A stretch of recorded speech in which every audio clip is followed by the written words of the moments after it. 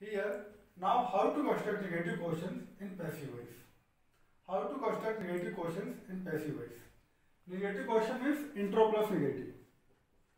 Intro plus negative sentence. Negative sentence. Intro plus negative sentence in simple present tense on passive voice. How to construct intro plus negative sentence in simple present tense on passive voice. हमें passive voice में intro plus negative sentence कैसे बनाना है simple present tense के लिए. In spoken term we call it negative question. Negative question हम इसको negative question कहते हैं. नेगेटिव सेंटेंस अलग होता है और नेगेटिव क्वेश्चन अलग होते हैं. Intro plus negative means negative question. हम इसको नेगेटिव क्वेश्चन बोलते हैं. ये हमारे नेगेटिव क्वेश्चन होते हैं. Now how to construct structure for negative question.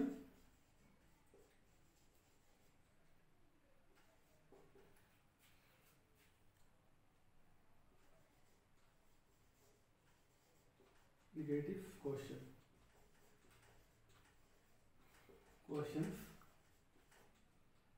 Our structure will be H M R plus object plus node plus embedded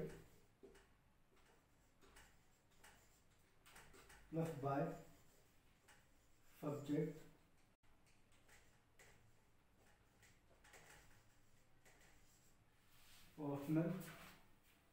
optional agent bracket close plus other words then question mark. Now our structure for negative question, our structure will be HMR plus object plus node plus embedded plus by subject means optional agent, by subject means optional agent plus other words, then question mark. Again HMR plus object plus node plus embedded plus by subject means optional agent plus other word then question mark. This is structure for negative question. ये आपका negative question के लिए structure है. आप इस structure को follow करके negative question की फ्रेमिंग कर सकते हैं. अभी इसमें मैं ओनली आपको सिंगल स्ट्रक्चर ही बता रहा हूं. यदि आप इस स्ट्रक्चर को कॉन्ट्रैक्शन फॉर्म में कन्वर्ट करना चाहें तो आप इस नोड के साथ में एज एंड आर को कंबाइन कर देंगे और यहाँ से नोड को रिप्लेस कर देंगे. मैं आपको लिख के बता देता हूँ स्ट्रक्चर. जैसे होगा आपका H M R node means अगर आप इसको कॉन्ट्रैक्शन में देखेंगे we call it aren't. And node को कहते हैं हम एंड और इज नोड मीन्स एजेंट. आप इस नोड को एज एम आर के साथ में कंबाइन करेंगे फिर ये आपको ऑब्जेक्ट होगा. देन एम्बेडेड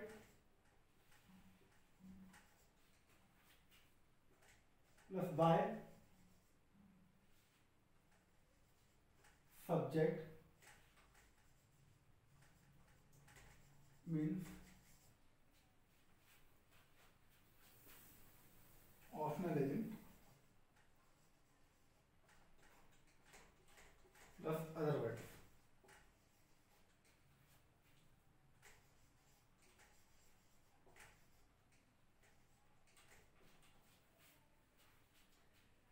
HMR ये नोड को मैंने साथ में कंबाइन कर दिया. अभी रिसेंटली मैंने आपको बताया we call it agent and an aren't plus object plus embedded plus by subject means optional agent plus other word then question mark. This is structure for negative question. ये आपका negative question के लिए structure है. मैं want to tell you one more thing. If agent is not available you don't need to put by plus subject, by subject. If subject is not available, you don't need to put by subject. आपको ये by subject put करने की requirement नहीं है यदि आपका कोई agent mention नहीं हो. तो आप ओनली इतना ही स्ट्रक्चर फॉलो करेंगे, आप बाय प्लस सब्जेक्ट को रिप्लेस कर देंगे। यदि आपका एजेंट मेंशन नहीं है सेंटेंस में तो आपको बाय प्लस सब्जेक्ट को पुट करने की आवश्यकता नहीं है। आप सिंपल इस तरीके से फॉलो करेंगे, AJMR plus object plus not NB head plus other word then question mark. आप इस तरीके से स्ट्रक्चर फॉलो कर लेंगे। और यदि आपका एजेंट मेंशन है तो आपको इस तरीके से मेंशन करना पड़ेगा, AJMR plus object plus not NB head by plus subject means optional agent होता है ये प्लस अदर वर्ड। अभी मैं आपको एग्जांपल देकर समझाऊंगा। अभी इस स्ट्रक्चर में मैंने कुछ नहीं किया, इस नोट को एजेएमआर के साथ में कंबाइन किया तो हम इसको आरएन कहते हैं, एजेंट कहते हैं, एंड कहते हैं। और एन ऑब्जेक्ट लिखा, एनबी हेड लिखा, by plus subject then other word. ये स्ट्रक्चर को हम कॉन्ट्रैक्शन स्ट्रक्चर कहते हैं, we call it contraction structure. दोनों का मीनिंग सेम होता है, आप दोनों में से किसी को भी यूज करके सेंटेंस की फ्रेमिंग कर सकते हैं। यही स्ट्रक्चर से मैंने इसकी फ्रेमिंग करी है। आप यहाँ पे सिंगल स्ट्रक्चर में आपको बता रहा हूँ। Here we are looking example on negative questions. और first example state are you not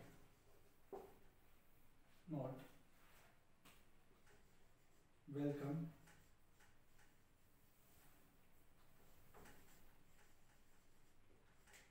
with a smile?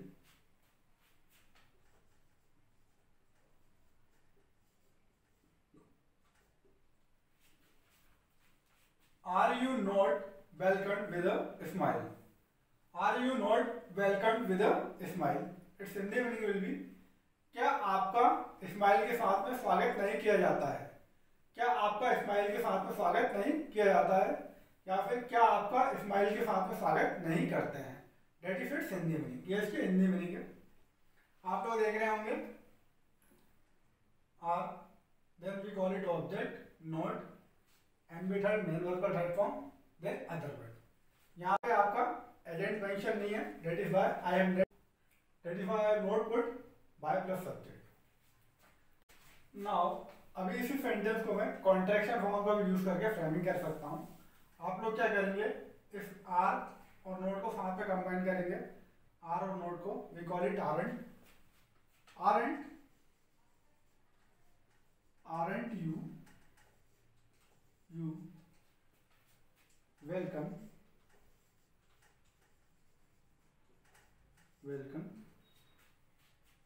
with a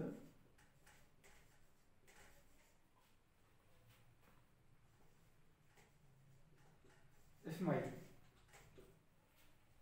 Aren't you welcome with a smile? Aren't you welcome with a smile? Its Hindi meaning will be, क्या आपका smile के साथ में स्वागत नहीं किया जाता है, या फिर क्या आपका स्माइल के साथ में स्वागत नहीं करते हैं। आप देख रहे होंगे दोनों सेंटेंस की मीनिंग सेम है, बस फ्रेमिंग अलग अलग है। मीन्स ये आपकी चॉइस है, ये आप इस तरीके से सेंटेंस की फ्रेमिंग करना चाहे नेगेटिव क्वेश्चन में, चाहे इस तरीके से कर लें, बोथ आर सेम, दोनों ही सेम है, इसका कोई सेंटेंस पे इम्पैक्ट नहीं होता। इस तरीके से फॉलो करें, मोर बेटर होगा। We call it advance English, हम इसे एडवांस इंग्लिश कहते हैं। आप इस तरीके से ज़्यादा फॉलो करें नेगेटिव क्वेश्चन के केस में। बाकी आपकी चॉइस है, आप जिस तरीके से करना चाहें, both are correct. Next example,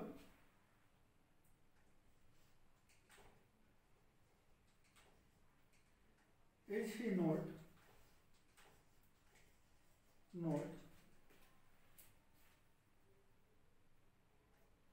indulged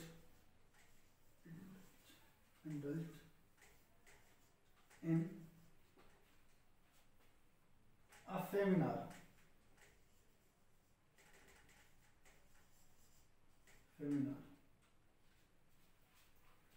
Is he not indulged in seminar?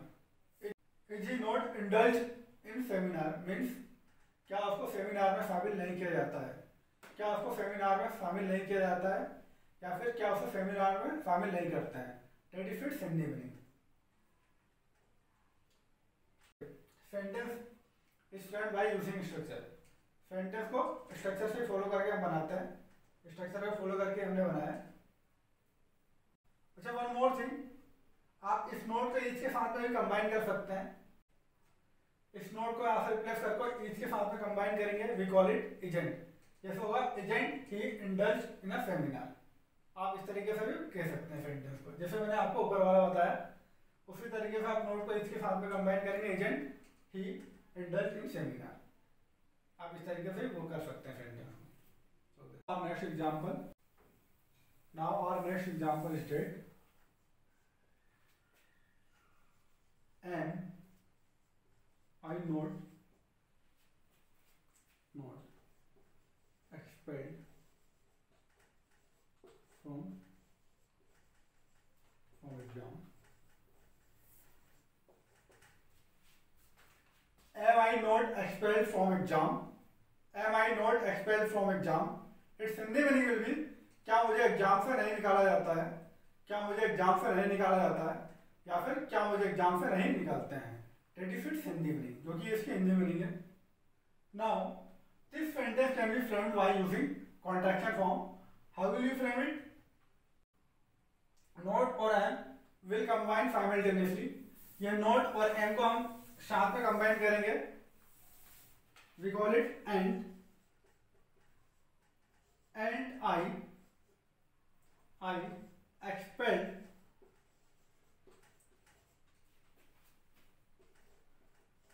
from exam. And I expelled from exam. And I expelled from exam.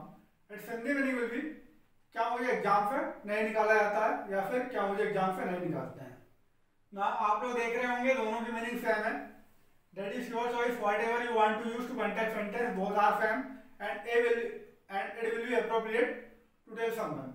Means ये दोनों सेंटेंस की मीनिंग सेम है और दोनों ही सेंटेंस आपके करेक्ट है। ये आपकी चॉइस है, आप ये दोनों में से किसको प्रीफर करना चाहते हैं। ये आपका फॉर्मल फॉर्म है, ये आपका कॉन्ट्रैक्शन फॉर्म है। मैंने नॉट और एंड को साथ में कंबाइन किया, we call it and.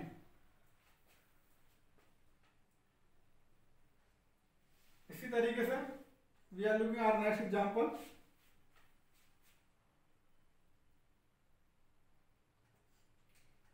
Now अभी मैं डायरेक्ट कॉन्ट्रैक्शन फॉर्म का यूज करके एग्जांपल की फ्रेमिंग कर रहा हूं।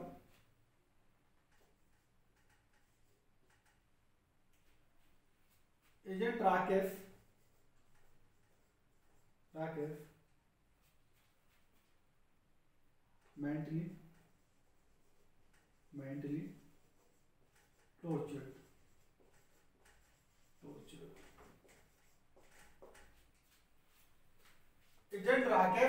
mentally tortured. Agent Rakesh mentally tortured. It's Hindi में क्या राकेश को मेंटली टॉर्चर नहीं किया जाता है, क्या राकेश को मेंटली टॉर्चर नहीं किया जाता है, या फिर क्या राकेश को मेंटली टॉर्चर नहीं करते हैं। That is it's Hindi meaning. और next example is that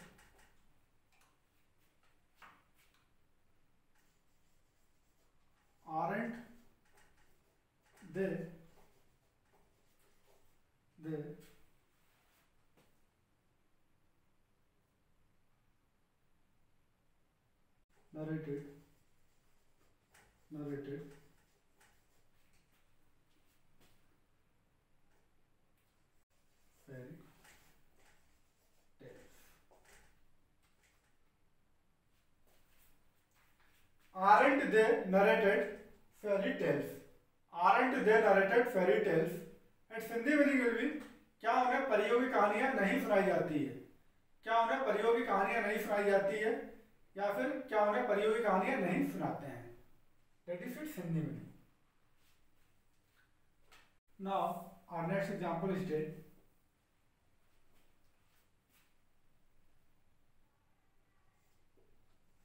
agent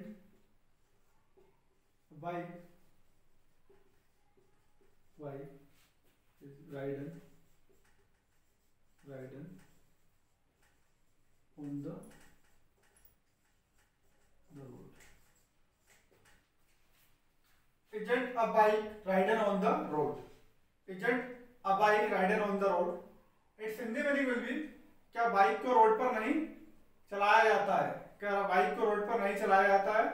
या फिर क्या बाइक को रोड पर नहीं चलाते हैं। That is it's Hindi meaning. Simple इसी तरीके समझे, क्या बाइक को रोड पर नहीं चलाते हैं, ये इजी लैंग्वेज होती है। That is it's Hindi meaning. Now sorry, this is example for non living thing. अभी मैंने नॉन लिविंग का ऑब्जेक्ट बता दिया। So this is example for non living thing. अभी मैंने नॉन लिविंग का एग्जांपल बता दिया। आप इस तरीके से लिविंग हो चाहे नॉन लिविंग है, you have to frame sentence by using that structure. Next example state isn't this book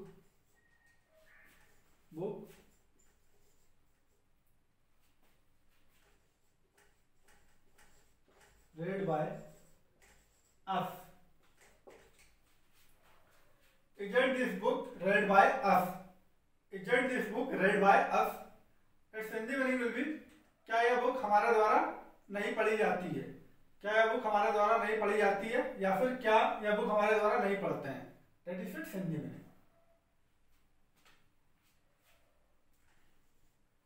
अभी आप लोग देख रहे होंगे इसमें आपका एजेंट का यूज हुआ है। Agent means by plus subject का यूज हुआ है, इसमें हम एजेंट करते हैं।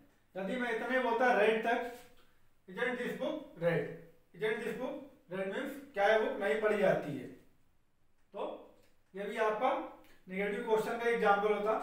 लेकिन मैंने इसमें एजेंट भी मेंशन कर दिया, तो मुझे एजेंट को पुट करना पड़ेगा। Agent this book red by us, ये इस तरीके से एजेंट भी मैंने मेंशन किया है यहाँ पे। Next example,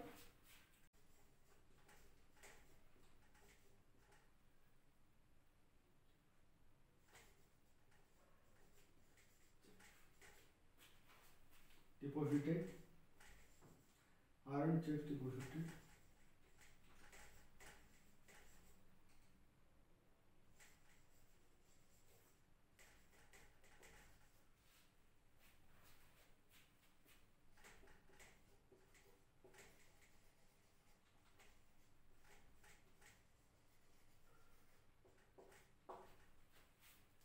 aren't checks deposited by him in your account, aren't checks deposited by him in your account.